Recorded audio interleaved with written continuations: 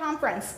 It is a General Conference that was supposed to happen in 2020 of the Methodist Church. It happens every 4 years, General Conference. This was the one that's supposed to happen after the special called General Conference related to human sexuality. There was going to be another one where we expected that, if you remember that special called conference, it got worse at that conference. It was devastating. And so there was going to be a swing back in the other direction, make some changes, and then COVID happened, right? Took 4 years.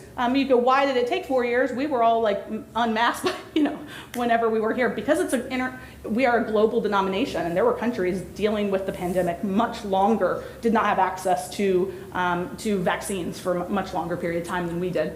So April 23rd is this Tuesday. I'll tell you the 3 main things that we hope to happen at this conference: remove, regionalize, revise.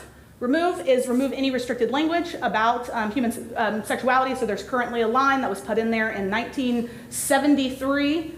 There was nothing in there before 1973. And then somebody got angry or got really concerned and put a line in there that says homosexuality is incompatible with Christian teaching.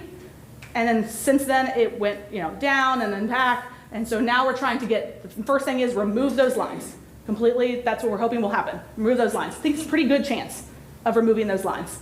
Next thing, regionalize the United Methodist Church, where we become our own region.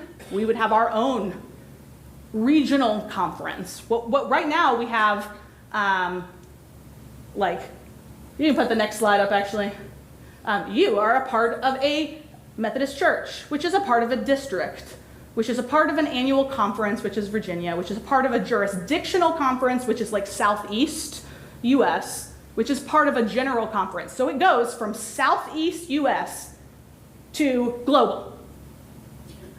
Wouldn't it make sense if we had like something in between, right? So regionalizing would be allowing us for our context to have something in between global and jurisdictional so that we can do the work that is needed in the context of the US and a couple of other places to move forward as a church that's inclusive, right?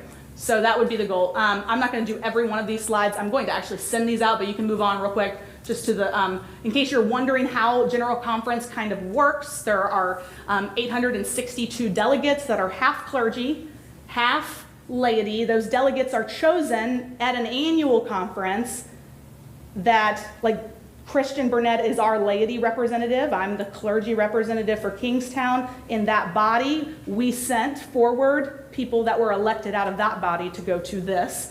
And they were elected in 2019 and have yet to, these poor people who were elected in 2019 and have been sitting with all of these, having to read all of this legislation and stuff for 6 full years.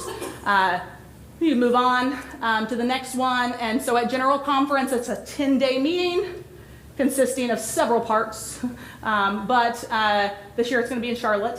And you can move forward again. And it sets the official polity and it speaks on behalf of the denomination. That's what happens here. So it's what determines and the revision of every 4 years, amending of the Book of Discipline, the Book of Resolutions, and other official documents of the church. So anyone can submit a petition for General Conference. Some come from individuals, some come from like caucus groups, some come from official bodies and organizations from within the church, even some come from annual conferences as a whole. You can move to the next one. And then legislation is submitted, and then it's disseminated every day, and it can come up from the floor too and all of that. But the goal of this conference is for those of us who, well, I think it's everybody's goal now, because there have been a significant portion of churches that have disaffiliated from the United Methodist Church, and now we are at a place where the body has changed deeply. The voting body is much more inclusive than it was before. Therefore, we think we can get some things accomplished in the space, but we want to remove the words, regionalize conferences so that people in Ghana, West Africa, are not having to vote on the pensions plans of United Methodist pastors in the U.S. They have to do that. It just seems silly. 10-day. That's why there's a 10-day conference, because they have to do those kind of things right now. And then the last thing is revise.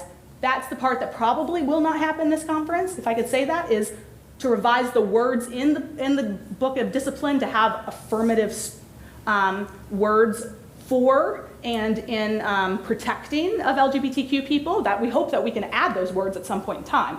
But the goal is to get them out, to get the original words out first, right? So if they're out, then everything is, we go back to 1973 when nobody was talking about it, right? That's kind of what happens. And then once we regionalize, then we can add our own language as the US. You understand that? So it would immediately help relieve a lot of the pressure that's happening because of those words. When you take those words out, there are also no words in there about